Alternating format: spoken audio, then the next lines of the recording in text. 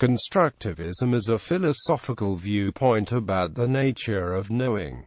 Specifically, it represents an epistemological stance. There are many flavors of constructivism, but one prominent theorist known for his constructivist views is Jean Piaget, who focused on how humans make meaning in relation to the interaction between their experiences and their ideas. He considered himself to be a genetic epistemologist, which means he considered this interaction in relation to how humans are set up by the genetic makeup to develop intellectually. His views tended to focus on human development in relation to what is occurring with an individual as opposed to development that is influenced by other humans. Views that are more focused on human development in the context of the social world are also of many flavors and include the socio-cultural or socio-historical perspective of Lev Vygotsky and the situated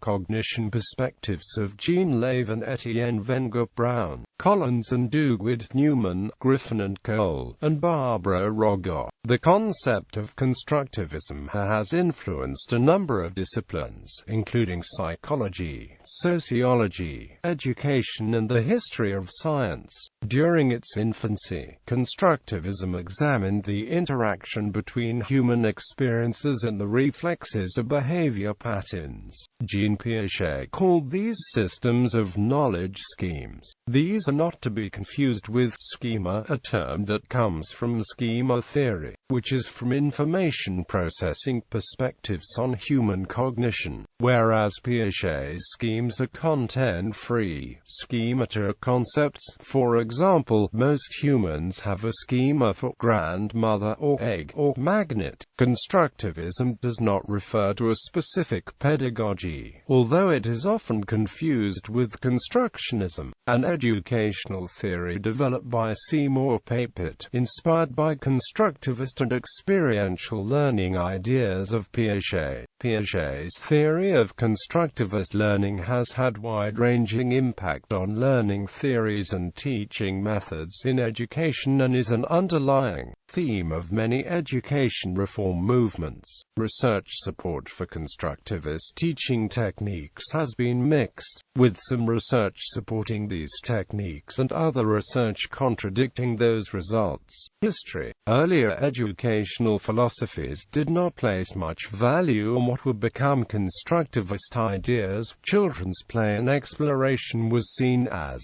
aimless and of little importance. Jean Piaget did not agree with these traditional views. However, he saw play as an important and necessary part of the student's cognitive development and provided scientific evidence for his views. Today, constructivist theories are influential throughout the formal and informal learning sectors. In museum education, constructivist theories inform exhibit design. One good example of constructivist learning in a non-formal setting is the Investigate Centre at the Natural History Museum, London. Here visitors are encouraged to explore a collection of real natural history specimens, to practice some scientific skills and make discoveries for themselves. Writers who influenced constructivism include John Dewey, Maria Montessori, Vladislav Strzemiński, Jean Piaget, Lev Vygotsky, Heinz von Förster, George Kelly, Jerome Bruner, Herbert Simon, Paul Watzlawick, Ernst von Glazesfeld, Edgar Morin, Humberto Maturana. For more detailed information on the philosophy of the construction of human knowledge, see Constructivist epistemology. Individual. The formalization of constructivism from a within-the-human perspective is generally attributed to Jean Piaget, who articulated mechanisms by which information from the environment and ideas from the individual interact and result in internalized structures, developed by learners. He identified processes of accommodation and assimilation that are key in this interaction as individuals construct new knowledge from their experiences. When individuals assimilate new information, they incorporate it into an already existing framework without changing that framework.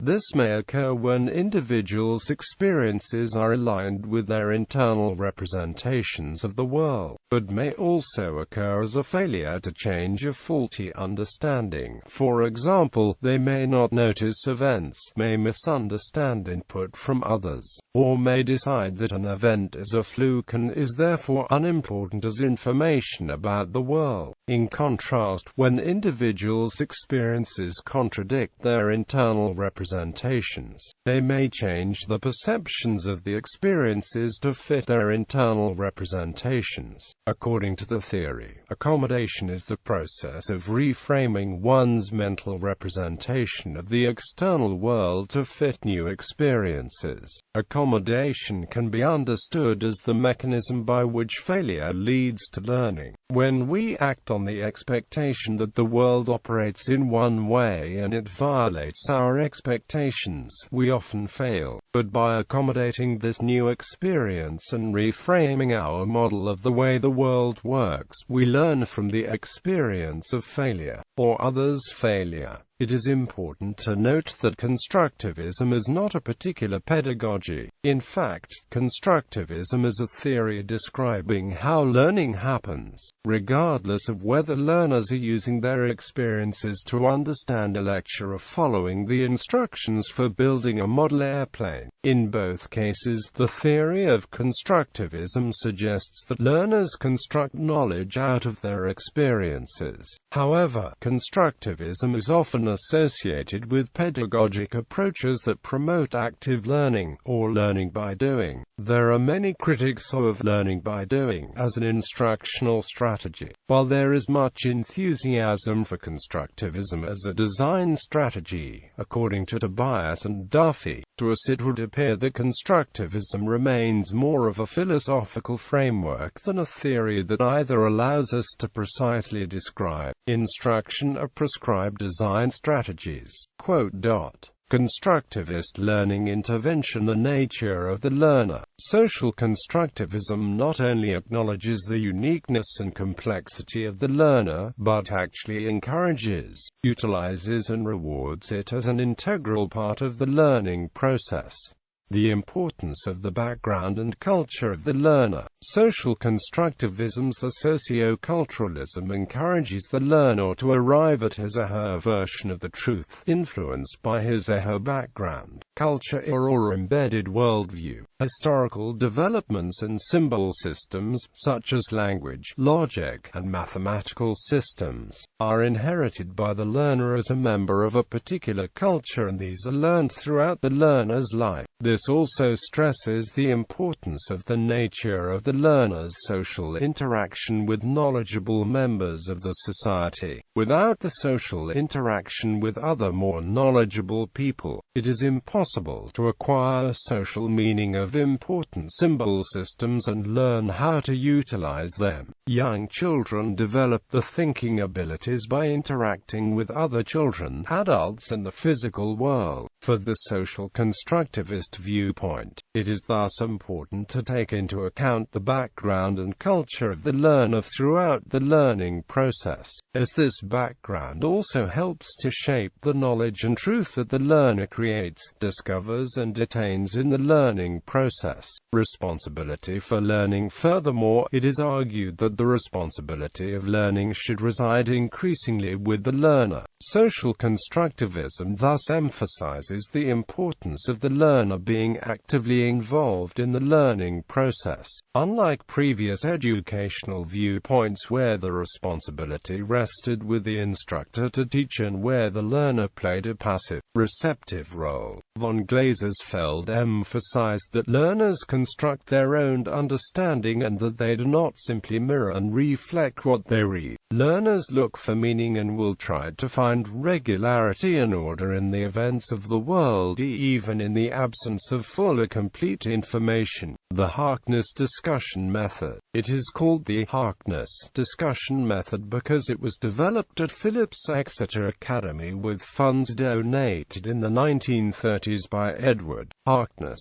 This is also named after the Harkness table and involves students seated in a circle, motivating and controlling their own discussion. The teacher acts as little as possible. Perhaps the teacher's only function is to observe, although she might begin a shift or even direct a discussion. The students get it rolling, direct it, and focus it. They act as a team, cooperatively, to make it work. They all participate, but not in a competitive way. Rather, they all share in the responsibility and the goals, much as any members share in any team sport. Although the goals of any discussion will change depending upon what's under discussion, some goals will always be the same: to illuminate the subject, to unravel its mysteries, to interpret and share and learn from other points of view, to piece together the puzzle using everyone's contribution. Discussion skills are important. Everyone must be aware of how to get this discussion rolling and keep it rolling and interesting. Just as in any sport, a number of skills are necessary to work on and use at appropriate times. Everyone is expected to contribute by using these skills. The motivation for learning. Another crucial assumption regarding the nature of the learner concerns the level and source of motivation for learning. According to von Glasersfeld, sustaining motivation to learn is strongly dependent on the learner's confidence in his or her potential for learning. These feelings of competence and belief in potential to solve new problems are derived from first-hand experience of mastery of problems in the past and are much more powerful than any external acknowledgement and motivation. This links up with Vygotsky's zone of proximal development, where learners are challenged within close proximity to, yet slightly above, their current level of development. By experiencing the successful completion of challenging tasks, learners gain confidence and motivation to embark on more complex challenges. The role of the instructors as facilitators. According to the social constructivist approach, instructors have to adapt to the role of facilitators and not teachers. Whereas a teacher gives a didactic lecture that covers the subject matter, a facilitator helps the learner to get to his or her own understanding of the content. In the former scenario, the learner plays a passive role, and in the latter scenario, the learner plays an active role in the learning process. The emphasis thus turns away from the instructor and the content, and towards the learner. This dramatic change of role implies that a facilitator needs to display a totally different set of skills than that of a teacher. A teacher tells, a facilitator asks, a teacher lectures from the front, a facilitator supports from the back, a teacher gives answers according to a set curriculum, a facilitator provides guidelines and creates the environment for the learner to arrive at his or her own conclusions. A teacher mostly gives a monologue. A facilitator is in continuous dialogue with the learners. A facilitator should also be able to adapt the learning experience in mid-air by taking the initiative to steer the learning experience to where the learners want to create value. The learning environment should also be designed to support and challenge the learner's thinking. While it is advocated to give the learner ownership of the problem and solution process, it is not the case that any activity or any solution is adequate. The critical goal is to support the learner in becoming an effective thinker. This can be achieved by assuming multiple roles, such as consultant and coach. A few strategies for cooperative learning include reciprocal questioning. Students work together to ask and answer questions. Jigsaw classroom. Students become experts on one part of a group project and teach it to the others in the group. Structured controversies. Students work together to research a particular controversy. The nature of the learning process. Learning is an active, social process. Social constructivism, strongly influenced by Vygotsky's work, suggests that knowledge is first constructed in a social context and is then appropriated by individuals. According to social constructivists, the process of sharing individual perspectives, called collaborative elaboration, results in learners constructing understanding together that wouldn't be possible alone. Social constructivist scholars view learning as an active process where learners should learn to discover principles, concepts and facts for themselves, hence the importance of encouraging guesswork and intuitive thinking in learners. In fact, for the social constructivist, reality is not something that we can discover because it does not pre-exist prior to our social invention of it. Cutler argues that reality is constructed by our own activities and that people, together as members of a society, invent the properties of the world. Other constructivist scholars agree with this and emphasize that individuals make meanings through the interactions with each other and with the environment they live in.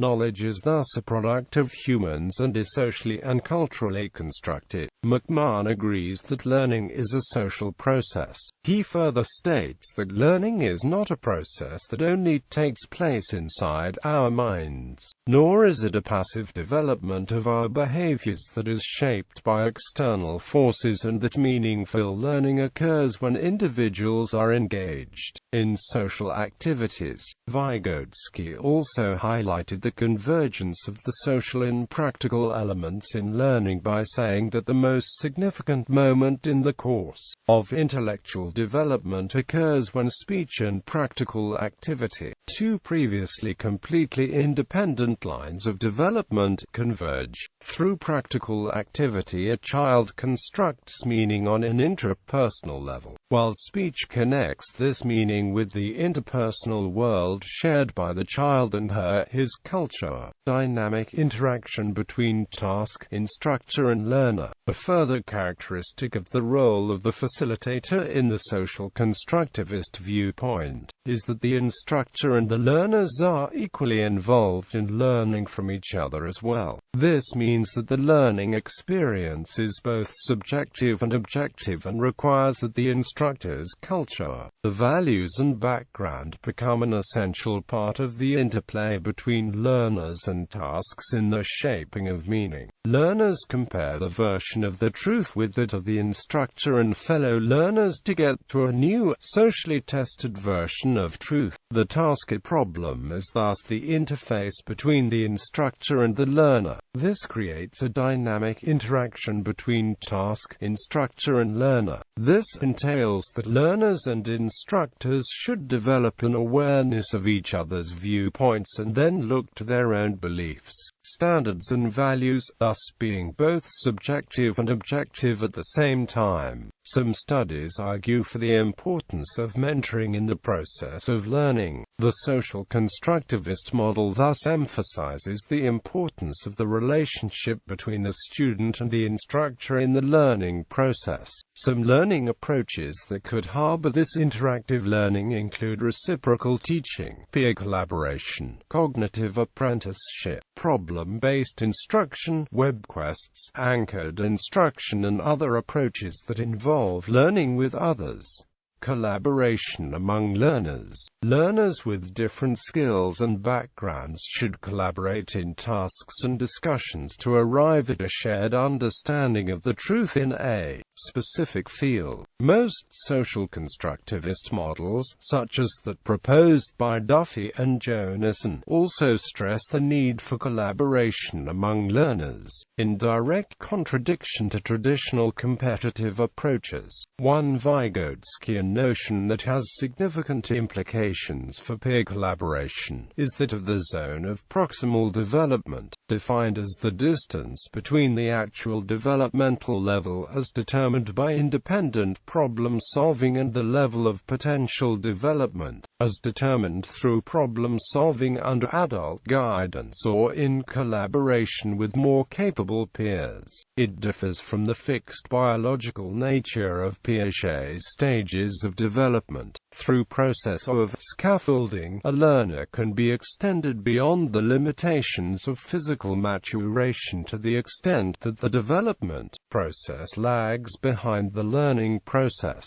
Learning by teaching is Constructivist method. Main article, Learning by teaching. If students have to present and train new contents with their classmates, a nonlinear process of collective knowledge construction will be set up. The importance of context. The social constructivist paradigm views the context in which the learning occurs as central to the learning itself. Underlying the notion of the learner as an active processor is the assumption that there is no one set of generalized learning laws, with each law applying to all domains. Decontextualized knowledge does not give us the skills to apply our understandings to authentic tasks because, as Duffy and Jonason indicated, we are not working with the concept in the complex environment and experiencing the complex interrelationships in that environment that determine how and when the concept is used. One social constructivist notion is that of authentic situated learning, where the student takes part in activities directly relevant to the application of learning and that take place within a culture similar to the applied setting. Cognitive apprenticeship has been proposed as an effective constructivist model of learning that attempts to enculturate students into authentic practices through activity and social interaction in a way similar to that evident, and evidently successful, in craft apprenticeship. Holt and Willard Holt emphasize the concept of dynamic assessment, which is a way of assessing the true potential of learners that differs significantly from conventional tests. Here, the essentially interactive nature of learning is extended to the process of assessment. Rather than viewing assessment as a process carried out by one person, such as an instructor, it is seen as a two-way process involving interaction between both instructor and learner. The role of the assessor becomes one of entering into dialogue with the persons being assessed to find out their current level of performance on any task and sharing with them possible ways in which the performance might be improved on a subsequent occasion. Thus,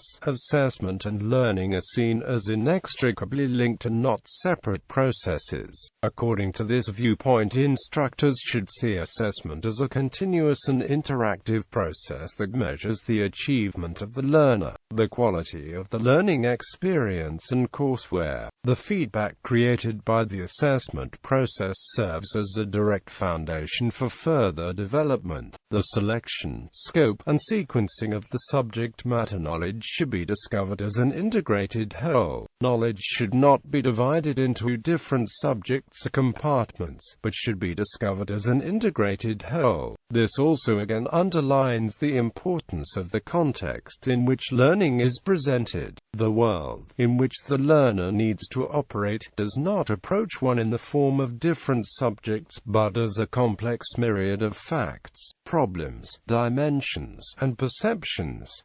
Engaging and challenging the learner. Learners should constantly be challenged with tasks that refer to skills and knowledge just beyond the current level of mastery. This captures the motivation and builds on previous successes to enhance learner confidence. This is in line with Vygotsky's zone of proximal development, which can be described as the distance between the actual developmental level and the level of potential development. Vygotsky further claimed that instruction is good only when it proceeds ahead of development. Then it awakens and rouses to life an entire set of functions in the stage of maturing, which lie in the zone of proximal development. It is in this way that instruction plays an extremely important role in development. To fully engage and challenge the learner, the task and learning environment should reflect the complexity of the environment that the learner should be able to function in at the end of. Learning. Learners must not only have ownership of the learning a problem-solving process,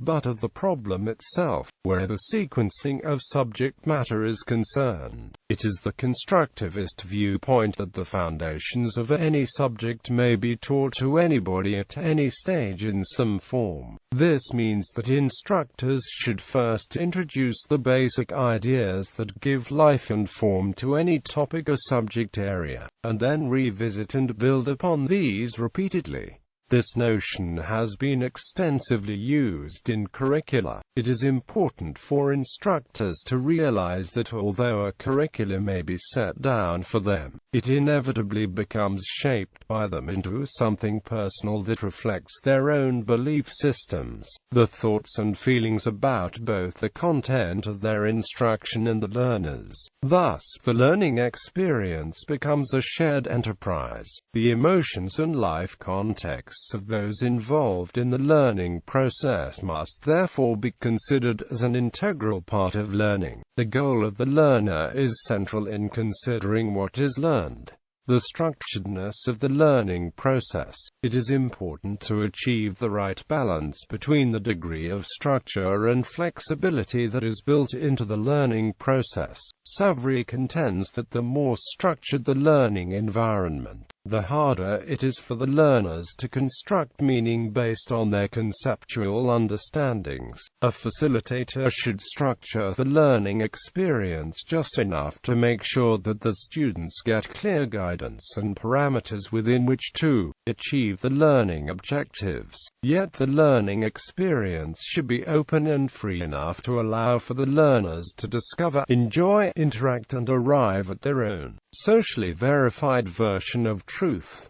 In adult learning, constructivist ideas have been used to inform adult education, whereas pedagogy usually applies to the education of children. Educators of adults often speak instead of andragogy. Methods must take account of differences in learning, due to the fact that adults have many more experiences and previously existing neurological structures. Approaches based on constructivism stress the importance of mechanisms for mutual planning, diagnosis of learner needs and interests, cooperative learning climate, sequential activities for achieving the objectives, formulation of learning objectives based on the diagnosed needs and interests, personal relevance of the content, involvement of the learner in the process, and deeper understanding of underlying concepts are some of the intersections between emphases in constructivism and adult learning principles.